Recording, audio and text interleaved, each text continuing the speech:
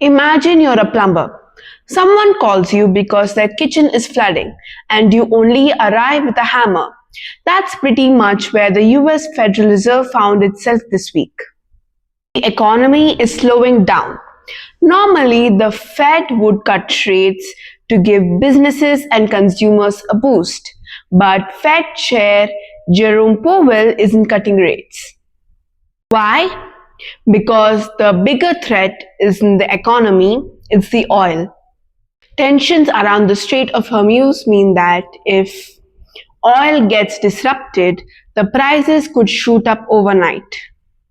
Interest rates can slow people from spending too much, but they can't make more oil appear.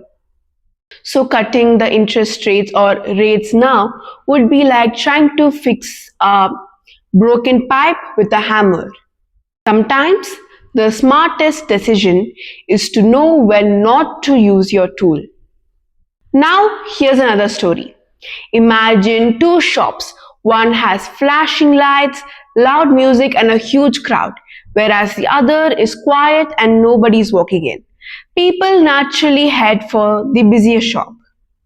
This is exactly what happened in the stock market.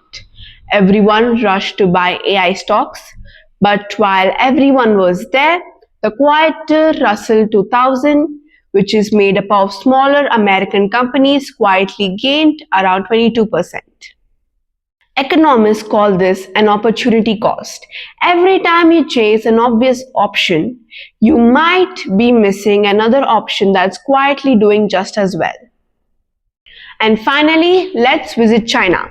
Imagine a family that got a high salary raise, but unfortunately at the same time, the value of their house keeps falling. Would they celebrate and spend more money? Probably not. That's China right now. The exports are booming because the world is buying more AI hardware. But back home, property markets are weak, so many families are preferring to save rather than spend. Same country, same week, two completely different stories. And maybe that's the biggest lesson of all.